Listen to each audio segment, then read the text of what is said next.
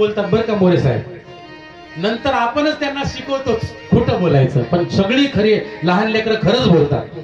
तर त्या कृष्ण भगवंतानी त्यांना विचारलं, म्हणले का रे बाळांनो, तुमच्या घरी एवढ्या गायी येतात यादीला, तुमच्या घरी एवढं दूध तुप्त होतं, आणि मग तुमच्या तब्येती अशा का झाल्या? श्रीपाद बाबा एक उदाहरण सांगायचे. म्हणलं मी संध्याकाळी घरी आलो आणि माझ्या आईला दूध मागितलं.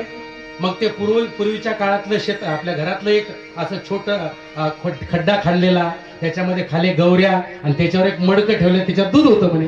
मग माझ्या आईला ते मडकं वर घेतलं आणि पहिल्यांदा काय केलं, आणि मग म्हणे फुलपात्र ते दूध होतं. म्हणजे काय केलं माझ्या आईनं? साय मागे केली. बघा, जन्म देणारी आई सुद्धा साय मागे करते. पण संत किती दयाळ आहे तो संत महाराज, सगळं तुम्हाला देऊन टाकतात. आपुना सारिखे रीती नाही काळ वेळ तया लागे. बाबा नेहमी सांगायचे तसं या बालगोपाळाकडे पाहिजे. बालगोपाळाने सांगितलं, म्हणले कृष्णा आमच्या घरी गायी यादीला आहेत रे, पण आम्ही उठायच्या दूध कुठं जातं? आमळनेरच्या डेअरीवर. आणि त्या काळामध्ये बाजाराला विकण्या निघाली, दही दूध ताकाने दोन्ही गबाई ग, दही दूध ताकाने दोन्ही बाई माझ्या ग, दुधात नाही पाणी बाई माझ्या ग, दुधात नाही पाणी बाई माझ्या ग, दुधात महाराज निग्रह होतं दूध बर का. आनंद संप्रदायाचं दूध निग्रह होतं, पाणी मिश्रित नव्हतं, पण तरी सुद्धा ऍडव्हर्टाईज करून विकावं लागत होतं. त्या काळापासून आता नाही. त्या धोरणाने खर्च, गोकुळातल्या लोकांचा खानदानी व्यवसाय होता तो. गायी पाळणे, गायीचं राखण करणे हा खानदानी व्यवसाय होता मोरे साहेब. तरी सुद्धा ज्यावेळेला मार्केटला जायच्या, शेवटी शब्द आला मार्केट, बाजार. अरे बाजार म्हटलं की तिथे ऍडव्हर्टाईजच करावी लागते ना. बाजारामध्ये माल खपवायचा असेल, आणि सध्याच्या बाजारामध्ये बोलला त्याचाच माल खपतो महाराज. हरिनामाचा करते मी बाजार, हरिनामाचा करते मी बाजार, तुम्ही घेता का देते ना उधार.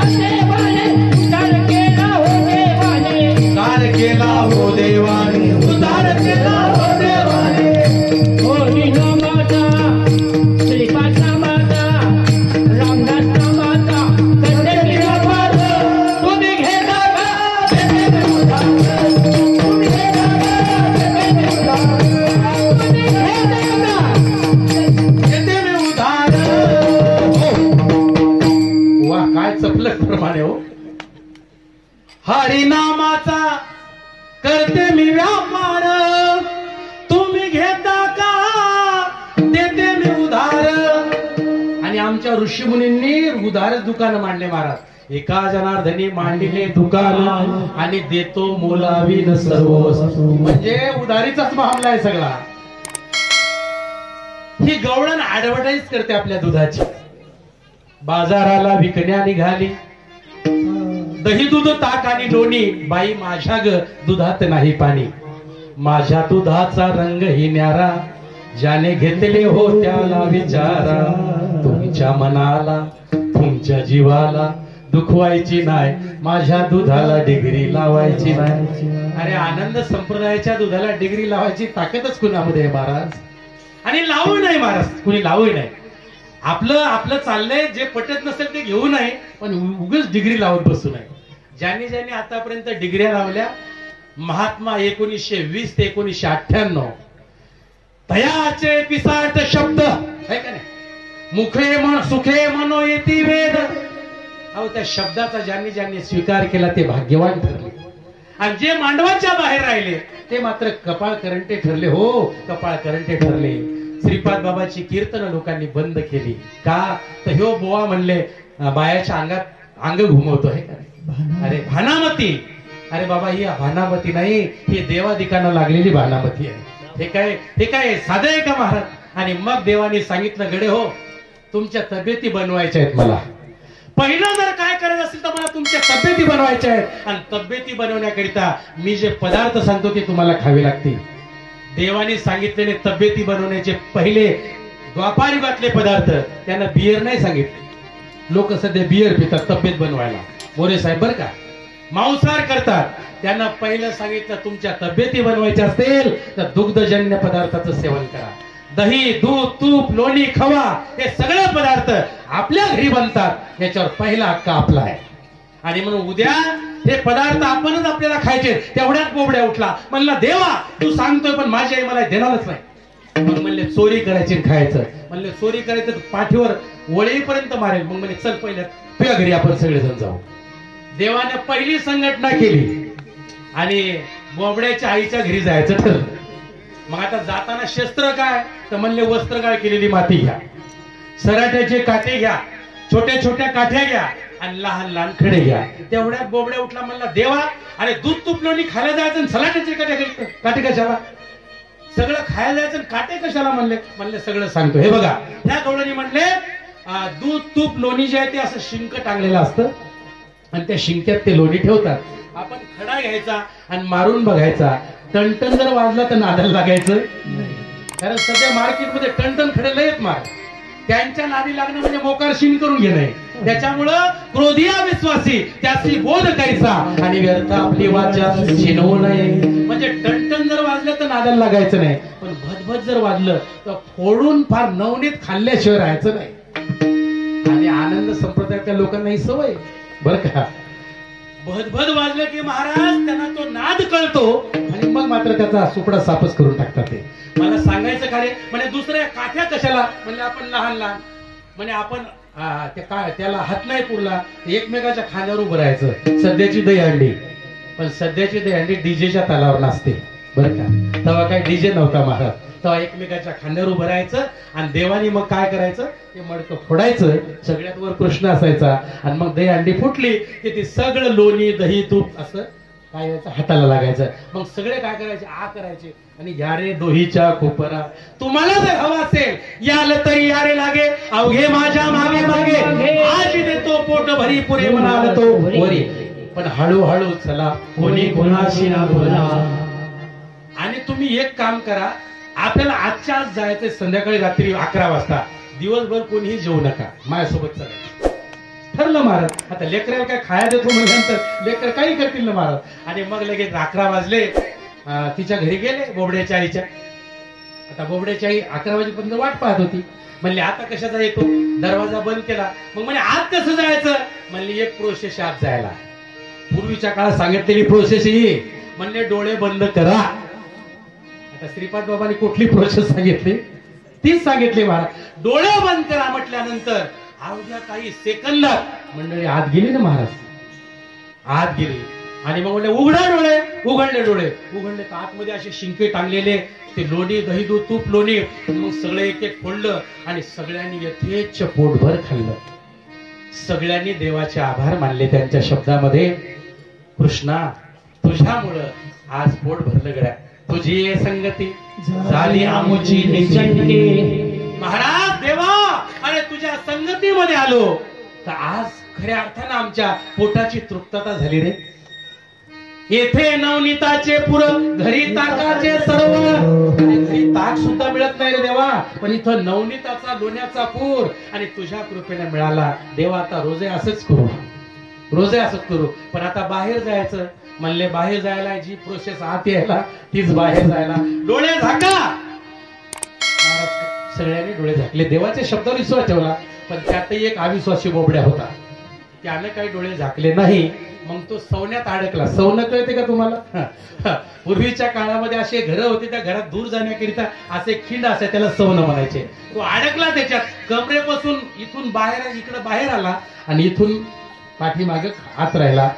बोबड्याची आई उठली महाराज, पाहिलं तर एकही मडकं नीट नाही ठेवलं. लाटणं घेतलं आणि असा असा मारला. कोण? स्वतःचाच पोरगा बोबड्या. इतका मारला. म्हणलं आई अगं का मारते? म्हणले सांग कोण फोडलं सांग. अगं मी नाही फोडलं. असं करता करता बरंच भांडण झालं. शेवटी देव म्हणला डोळे झाक, म्हणजे बाहेरचे डोळे झाकले, बाहेर आला. बोबड्याची आई दुसऱ्या दिवशी उठली, यशोदेच्या वाड्यावर आली. यशोदे कृष्णाला सांगावे गोकुळी राहावे का जावे? गोकुळात राहायचं का नाही सांग यशोदे. ती म्हणली अहो काय झालं? काल नाही म्हणे माझ्या घरी आला काल, सगळं एकही मडकं नीट ठेवलं नाही. माझ्या लेकराला मी मरस्तोर मारलं म्हणे, माझ्या लेकराला घेऊन येणं चोरी केली आणि माझा सासरा बाहेर झोपला होता, यानं माठ उचलला सगळ्यांनी आणि ताकाचा डेरा माझ्या सासऱ्याच्या डोक्यात फोडला. थंडीचे दिवस वाचला म्हणून बरं झालं, नाही तर काय करायचं होतं यशोदे.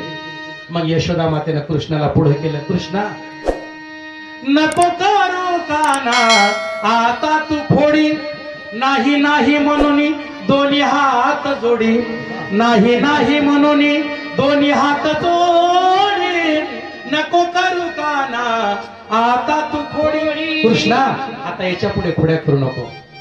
काय भाग्य असेल त्या आईचं महाराज. तुकाराम महाराज तिचं वर्णन करतात. अनंत ब्रह्मांडे उदरी हरी हा बालक नंदा घरी, नवल केवडे केवडे नकळे कान्होवाचे. अहो पृथ्वी जाने तृप्त केली त्याशी यशोदा भोजन घाली, नवल केवडे केवडे नकळे. विश्वव्यापक कमळापती त्याची गवळणी कडे घेतली. लोक म्हणतात अरे काल दारू पीत होत हे आणि आज त्याच्या अंगात देव कसा काय आला? आता हे प्रमाण तिथे ठेवा. विश्वव्यापक कमळापती, पण साध्या गवळणी त्याला कडेवर घेऊन नाचायच्या. कारण का? तो हातात आला होता, तो हातात आला होता आणि म्हणून विश्वव्यापक कमळापती गवळणी त्याशी कडी घेतली. असा असणारा परमात्मा यशोदा मातेनं त्याच्या कानाला धरावं, त्याला उखळाला बांधावं. अनेक लीला आहेत, पण आता वेळ फार झालेला आहे, त्यामुळे सगळं सांगणं शक्य नाही.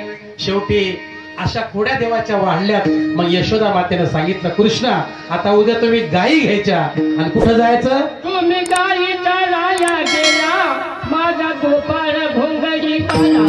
गायी चराया गेला, माझा गोपाळ भोंगडी वाला. गायी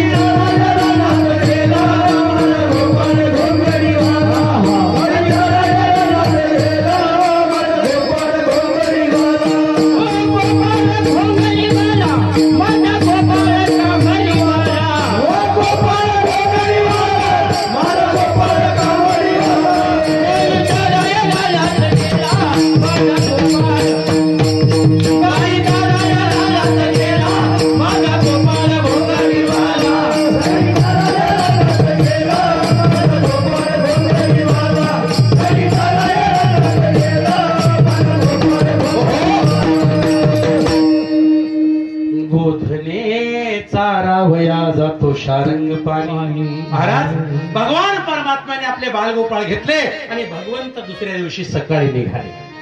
निघताना सगळ्यांना सांगितलं आपापल्या घरच्या शिदोऱ्या आणा. महाराज त्या शिदोऱ्या घेतल्या, पण भगवंत म्हटले देवा तुझ्या शिदोरी सारखी आमची शिदोरी कशी असेल? कानोबा तुझी घोंगडी चांगली, आम्हाशी का दिली वांगुली. महाराज भगवंताने सांगितलं काळजी करू नका, जशा आहेत तशा घ्या. पण त्यातली एक राधा नावाची गवळण, तिला वाटलं आता देव रानात निघाले, आता काही त्यांचं आणि आपलं म्हणजे भेट होणार नाही. मग राधेनं घरातले जे भांडे भरलेले होते पाण्यानं ते रिकामे केले आणि साहेबराव महाराज देवाचं फक्त चेहरा पाहण्याकरिता राधा त्या गोकुळच्या त्या वृंदावनाच्या रस्त्यावर आली. रस्त्यावर आल्याबरोबर कृष्णाने तिच्या नीरीला हात घातला आणि हे यशोदेनं पाहिलं. यशोदा म्हणते कृष्णा मला आतापर्यंत वाटत होतं तू खोड्या करत नाही, पण तू खराच खोड करेस. म्हणलं आई अगं हिनं माझा चेंडू लपवला म्हणे, तू मलाच नावं ठेवता, रानात चालू तरी मलाच नावं ठेव. हिनं चेंडू लपवला, ये आणि बघ. यशोदा माता रागारागाने आली आणि निरीला असा हिसडा मारला. आता ज्याला अनंत ब्रह्मांड निर्माण करता येतात त्याला एक चेंडू निर्माण करता येणार नाही का? देवाचं मुख अवलोकन केलं, राधा परत गेली. दुसऱ्या दिवशी पुन्हा राधा आली. आता मात्र देवाने तिचा हातच पकडला. 1 मिनिट झाला, 2 मिनिटं झाले, 10 मिनिटं झाले, 1 तास झाला, 2 तास झाला, 1.5 तास झाला, 3 तास झाले, तरी हात सोडायला तयार नाही. तिनं केविल वाणीनं डोळ्यात पाणी आणलं आणि ती त्याला म्हणू लागली अरे कान्हा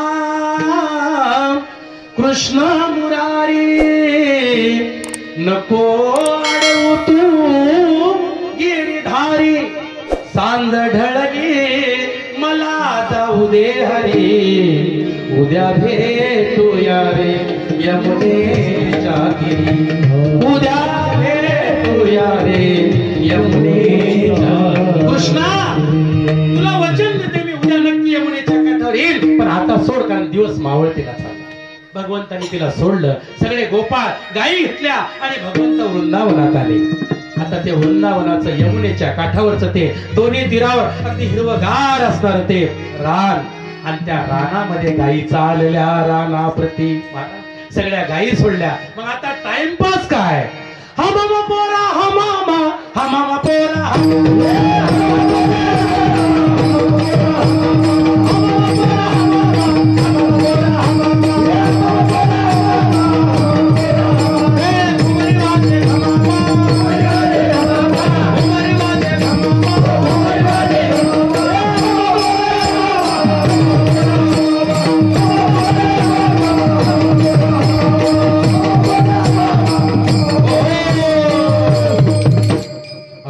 बघती बघ पोरा त्रिगुण खेळ मांडो अबघतो बघती बघ पोरा त्रिगुण खेळ विटी दांडू पोरा खेळ विटी दांडू लगोऱ्या चेंडू फळी हामामा हुतुतू असे अनंत खेळ देवाने खेळले 7 दिवस झाले तर तेच खेळ चालू आहे बरं का आणि सगळे एवढे खेळ खेळून सगळे बाळ गोपाळ आता थकून गेले होते सगळे म्हटले देवा खांदे भार पोटी भोग काय खेळायाचे सुख देवा आता खेळण्यामध्ये मजा नाही कारण स्वयंपाक तयार आहे पुरणपोळी का अरे वा पुरणपोळी मांडे वा वा वा वा म्हणजे जळगावचे मांडे खाण्याचा योग या काय भाग्यवान आहे महाराज आम्ही हा जे मांडे आता ढोक महाराजांच्या त्या सत्यामध्ये आले होते बघा वा वा भाग्यवान आहे पुरणपोळीचे मांडे तयार आहेत सगळ्यांना मरणाच्या भुका लागलेल्या आहेत पण कीर्तन मात्र लांबते आहे देवा खांदी भार पोटी भूक आणि काय खेळण्यात मजा नाही तेव्हा आता हे थांबव जरा देव म्हटले ठीक आहे काय हरकत नाही थांबवतो पण जरा एकदा ज्या संतांनी भजन केलं एकदा हात वर करा आणि त्यांचं भजन करा आनंदे का कनकन बोले श्री ज्ञानेश्वर माऊली ज्ञानेश्वर माऊली श्री ज्ञानेश्वर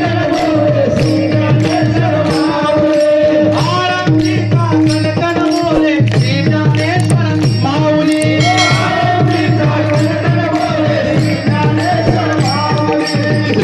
ज्ञानेश्वर माऊली श्री ज्ञानेश्वर माऊली श्री ज्ञानेश्वर माऊली श्री ज्ञानेश्वर माऊली श्री ज्ञानेश्वर माऊली श्री ज्ञानेश्वर माऊली श्री ज्ञानेश्वर माऊली श्री ज्ञानेश्वर माऊली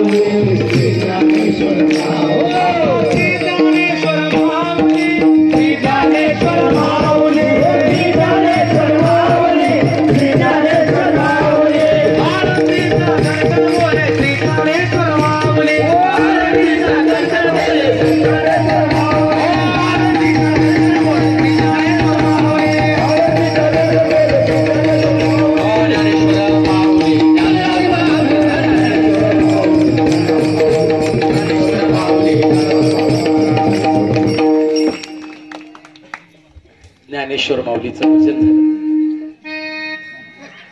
तुका मने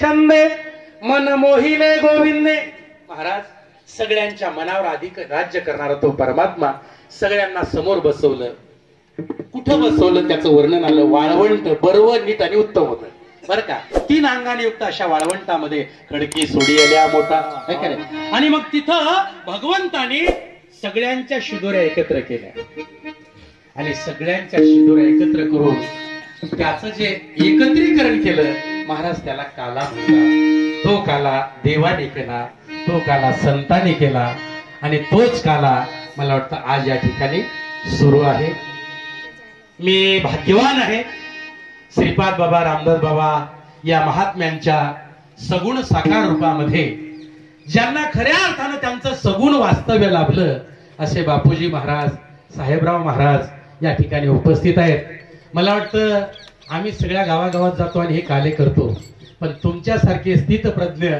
समोर असावेत आणि लेकरांना बोबड्या बोलानं बोलावं आणि प्रत्येक त्या बोलानं आईनं कौतुक करावं असे तुम्ही माझ्या समोर ऋषितुल्य व्यक्तिमत्व आहात. तर आजची दहीहंडी तुमच्याच हस्ते फोडावी अशी माझी इच्छा आहे. बर बर, आजचे मानकरी आणि हे ऋषितुल्य व्यक्तिमत्व यांच्या उपस्थिती आपण ही दहीहंडी फोडूया. आता काल्याचा अभंग होईल आणि दहीहंडी फुटेल. शिंकेला विये धुरी. जय हरी मंडळी. इको कमी करा, त्याचा आवाज द्या.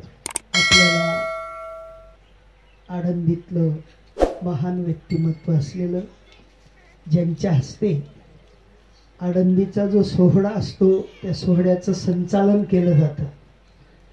बाबांचं खूप मोठं योगदान त्या ठिकाणी असतं. पालखी सोहळ्याच्या वेळेस बाबा कंप्लीट 8 दिवस ज्ञानोबांच्या पालखी सोहळ्यात असतात आणि तो सोहळा चालू झाल्यानंतर आपल्या बाबांच्या पालखीत परत मात्र त्यांचं सर्वात मोठं योगदान असतं.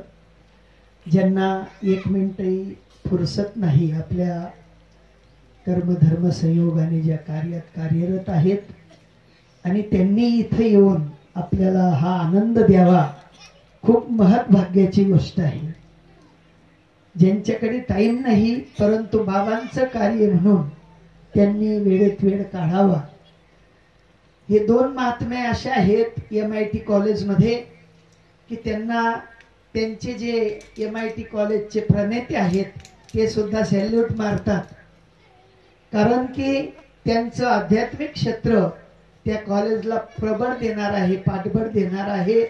म्हणून त्यांना कुठलीही सुट्टी मागितली तरी भेटते, पण ते सुट्टी घेत नसतात. आपल्या वेळेत वेळ काढून आपल्या सेवेसाठी येत असतात. अशा महात्म्यांनी आपल्या गावाला भेट दिली. आपलं गाव सुद्धा कृतकृत्य झालं यात संदेह नाही. वर्णन नाही करू शकत आपण, कारण संतांचं वर्णन करणं म्हणजे अपूर्णता आहे. काय वाणू आता न पुरे ही वाणी, मस्तक चरणी ठेवी तसे. अशा अन्वय न्यायाने बाबांनी आपल्या गावाला 4 वर्षापासूनचा अट्टाहास होता आमचा, पण योग येत नव्हता. काळ आणि वेळ आल्याशिवाय साधूंचं दर्शनही घडत नाही, येणं जाणंही घडत नाही. असो, बाबांनी असंच वेळेत वेळ काढून आमच्याकडे यावं, आम्हाला अबाल असलेल्या बाळकांना ज्ञानाचं अमृत पाजावं आणि अमृत तुल्य बनवावं अशी महान अपेक्षा बाबांच्या चरणी ठेवतो. आता या ठिकाणी महाप्रसादाचे जे मानकरी आहेत, हरिभक्त पारायण गंगा भागीरथी सिंधुबाई आनंद राजपूत यांच्याकडून दहीहंडी फुटेल. तत्पूर्वी बाबांच्या हस्ते त्यांचं या ठिकाणी धर्मग्रंथ गीताजी देऊन स्वागत केलं जाईल. त्यांनी पुढे यावं, आपलं स्वागत घ्यावं. तसंच आजचे काल्याचे कीर्तन सेवेचे मानकरी आहेत श्रीमान संदीप शिवाजी पाटील यांनी आपल्या कैलासवासी शिवाजी बडीराम पाटील यांचे पुण्यस्मरणार्थ आजची सेवा घेतलेली आहे. त्यांनी सुद्धा व्यासपीठावर यावं आणि बाबांच्या शुभ हस्ते धर्मराज गीतेचं आपण मानधन स्वीकृत करावं.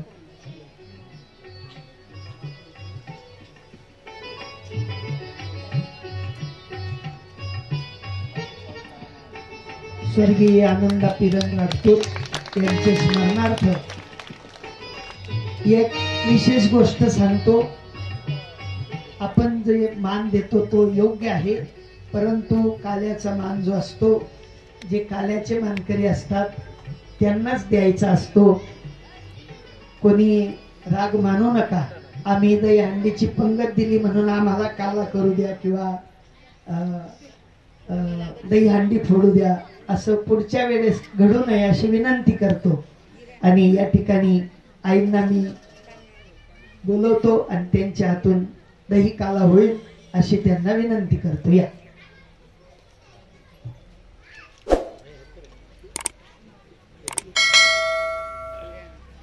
भाऊ असतील तरी या. अरुण दादा या.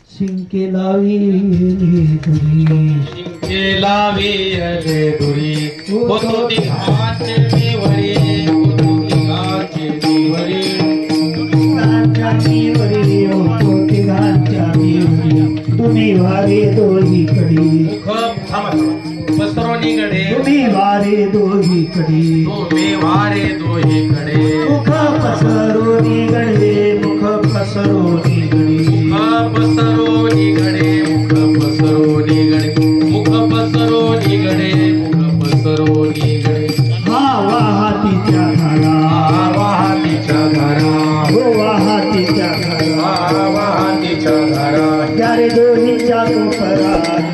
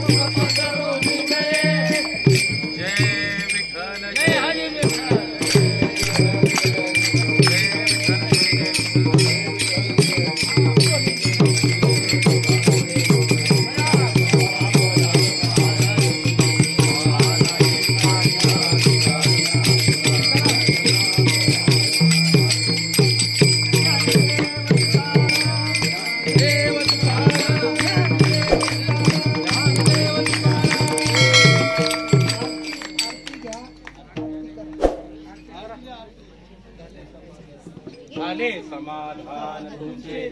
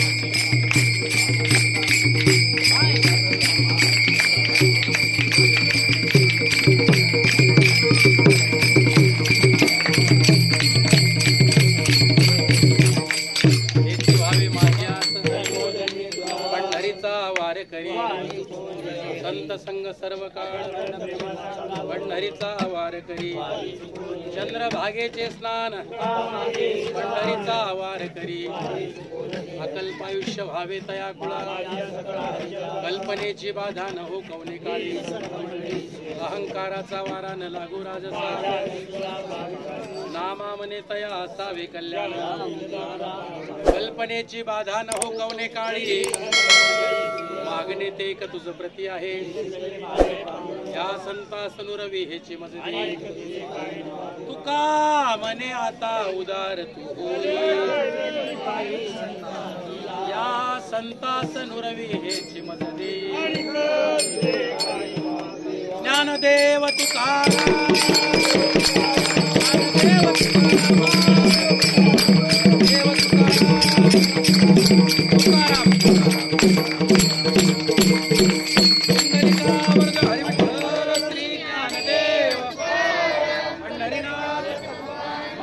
ज्ञानेश्वर महाराज